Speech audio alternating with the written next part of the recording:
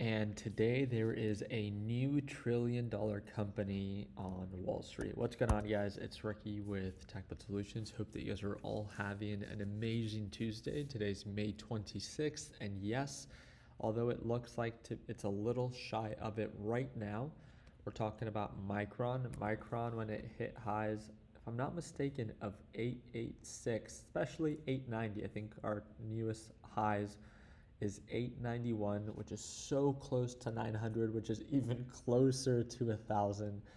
I wanted to dive a little bit deeper. I'm not too sure if this is going to be the video, but if you guys would like me to do a full fundamental analysis on Micron, I think a lot of you guys would be surprised, including myself, when I came to find out that a stock that in just the past, month and a half, almost 2 months, right, is up over 176%. I'm like, oh man, this stock has to be incredibly overvalued, right?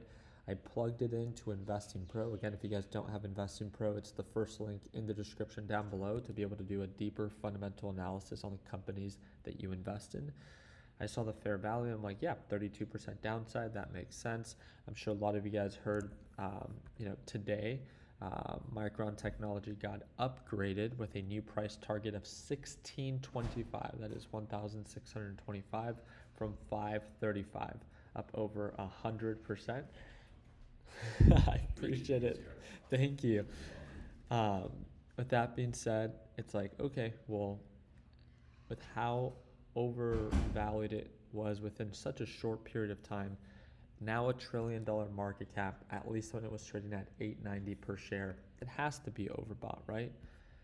And when you look at it, PE ratio 35. That's lower than Nvidia. Yeah. And net income is 24 billion, revenue is 58 billion. When you look into the pro research, it's growing. It's growing fundamentally, it's growing technically, and price action, boy, is it growing. So this really begins to kind of like ask the question, is Micron simply a stock that is now catching up to its true value? Or is there still just hype behind Micron, right? Because again, if you look at it, just, what is this, a year ago? It was at $61 per share. From $61 to now highs of 876, hitting $1 trillion market cap. That's a huge milestone. Over 1,000% ROI in 1 year. But then again, is this semiconductor story short-lived or just getting started? That's really where I would like to dive a little bit deeper. I'll leave it up to you guys if you guys would like me to make that video. Just get this video to over 500 likes, and I would love to make that video for you guys. As of right now, what gives, right?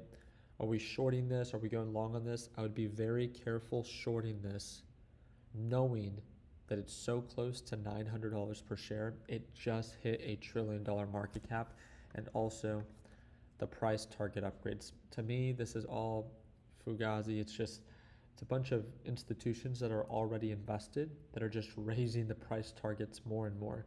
With that being said, it doesn't need to make sense fundamentally speaking, and just with how much momentum there is, this thing can continue to rip higher. I view this almost as a momentum play right now. Let it run as much as it needs to until it actually proves that it's at a resistance zone and actually getting rejected. An example can be something like QBTS. QBTS looked unstoppable on Friday. Today, it's down 8%. So again, the time will come eventually when the correction follows. And I don't want to compare QBTS to a quantum BS company that loses money every year to Micron, right? But you get the idea. There's days where direction is truly in your favor as a bull, and there's days that there are not. As of right now, things are incredibly favorable for companies like Micron, especially Micron itself. New milestone, $1 trillion market cap. It just now gets included with just another level of high quality performers, right? On top of that, the thing that I quickly wanted to share is that US oil prices reverse losses and rise towards $95 a barrel as US military strikes in Iran increase uncertainty around peace deal. I don't understand that because one moment we're, making so much progress, another moment we're not. We're just taking it moment by moment because what's happening right now might be very different 1 hour from now if a tweet is sent. And then the US May consumer confidence falls to 93, which the previous was 93.8, so lower than what was expected. Other than that, we're paying close attention to semiconductor stocks. We're paying close attention to the quantum stocks that were some of the biggest winners last week, but we're also paying a lot of attention to the NASDAQ market. So a lot of volatility, big rip ups, big rip downs. This is great for traders, not always ideal for FOMO investors. Understand when you miss it. Yep. So if you guys have any questions, feel free to reach out. We'll see you guys on the next one. Like always, let's make sure that we're in the year on a green note. Take care, team.